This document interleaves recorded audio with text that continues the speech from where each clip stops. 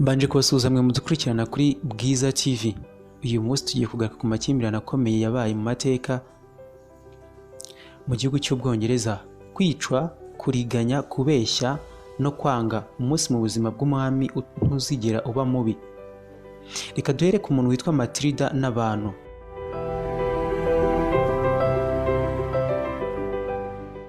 Afite imyaka 58, umwami Henry wa mbere yashyizeho umukobwa we Matilda uzungura ingoma y'Ubwongereza na Normandy mu gihe yaba amaze gutanga.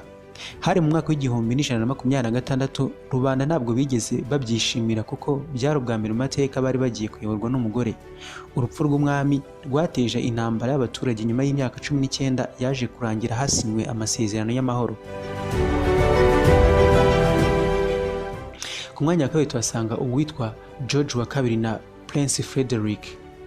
George wa kabiri n'umuhungu we igikomangoma Frederick basaga nk'aho banganaga kuva ku munsi wa mbere.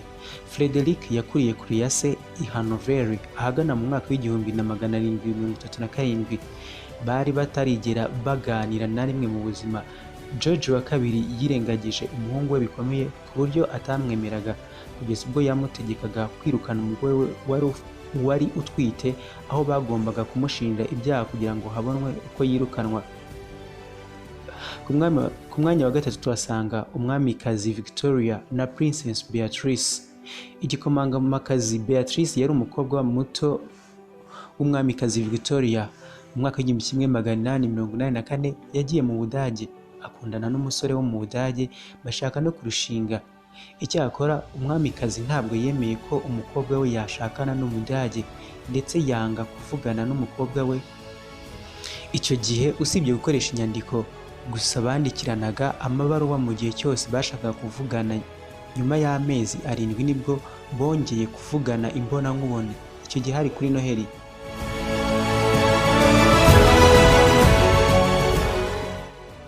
Ku makimbirane yavuzweho cyane ni amakimbirane yavutse mu muryango w'ubwami mu Bwongereza ndetse na Charles Spencer. Charles Spencer, murumuna wa Prince Diana, yatanze amashimwe mu muhango wo kumushyingura.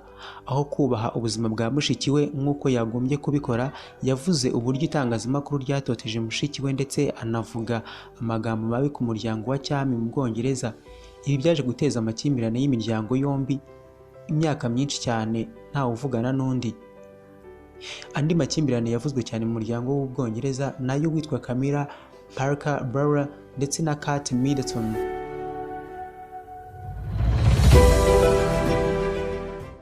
Mu gitabo cyitwa Game of Thrones cyanditswe na Christopher Anderson, yagaragaje inkuru y'uko nyirarume w'igikomangoma William, Camilla yifuzaga ko Will na Kate batandukana.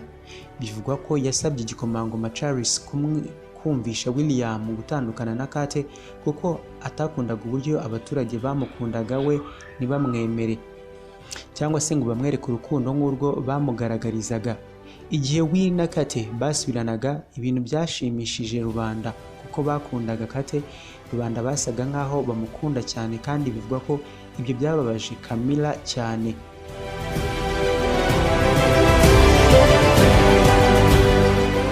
Andi makimbirane cyane yavuzwe mu muryango w'ibwami mu Bwongereza, umwamikazi Victoria hamwe n'igikomangomakazi Beatrice. Umuryango w'ibwami hamwe n'abanyamakuru bagiranye amakimbirane akomeye, aho umuryango w'ibwami washinjaga abanyamakuru kuba inyuma y'urupfu rw'umwamikazi Diana. Akaba yarapfuye mu buryo butunguranye mu mwaka w'1997 aguye mu mpanuka y'imodoka mu Bufaransa i Paris. Nyuma yo kujyanwa mu bitaro yavunitse, byaje kurangira apfuye.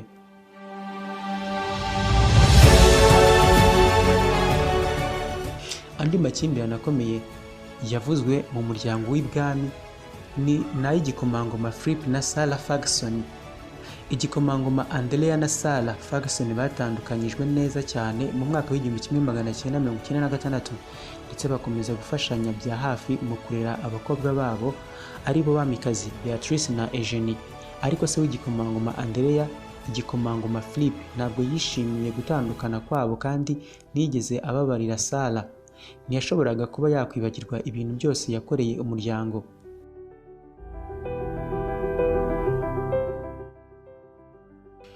Ku mwanya wa 8 tuhasanga igikomangoma Diana n'umwamikazi Elizabeth wa kabiri.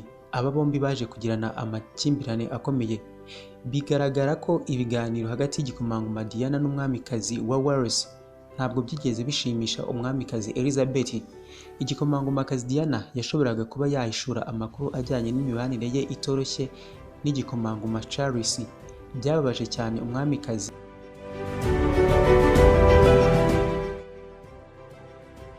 Elizabeth yohereje Diana ibaruwa isaba ko batandukana n'umuhungu we. Byaje gutangwa mu mwaka w'1996. Andi makimbirane nayo umwamikazi Elizabeth wa mbere na Mary. Umwamikazi wa Scott uzwi kandi nka mubyara wa umwamikazi Elizabeth yaciye mu buzima bugoye cyane. Yarazwe intebe ya Scotland nyuma y'urupfu rwa se na nyuma yo gushyingirwa inshuro nyinshi, dore ko yagiye atandukana n'abo bashakanye inshuro nyinshi cyane. Imyigaragambyo, imibereho mibi, kutumvikana mu byaranze ubwami bwe n'amakimbirane ashingiye ku idini. Yisanze agomba kwicwa. Umwamikazi Elizabeth yavuze ko urupfu rw'umwamikazi bahanganye ari ingenzi cyane ku mutekano w'Ubwongereza ndetse no ku hazaza h'Ubwongereza, kandi yishimiye icyo gihe kuba ari we wari ugiye gusinya ku mpapuro zicisha mubyara we.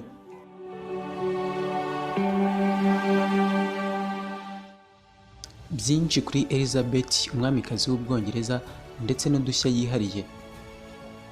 Umwamikazi Elizabeth wa kabiri w'Ubwongereza niwe muntu rukumbi ufite ubudahangarwa bwo kudakurikiza amategeko Abongereza bagenderaho. Muri rusange uyu mwamikazi ntabwo ategetswe gutanga imisoro, cyakora ahitamo kuyitanga ku giti cye nk'undi muturage wese w'Ubwongereza. Afite kandi ubudahangarwa bwo kutagira icyaha ashinjwa mu rukiko, kandi kumurega mu rukiko binyuranyije n'amategeko Abongereza bagenderaho. Ikinyamakuru The Atlantic kivuga ko umwamikazi Elizabeth wa kabiri nta rwandiko rw'inzira akenera kugira ngo agire igihugu cy'amahanga yerekezamo. Impamvu ni uko pasiporo y'ubwami bw'Abongereza ishyirwaho mu izina ry'umwamikazi. Muri rusange rero si ngombwa ko we ayitunga, cyakora cyo niwe rukumbi mu muryango w'ibwami utemerewe gutunga pasiporo. Abandi bakomoka ibwami nk'umugabo we Prince Philip, igikomangoma Charles imfura ye ndetse n'umusimbura we ku ngoma, bose bafite pasiporo zibemerera kujya mu mahanga.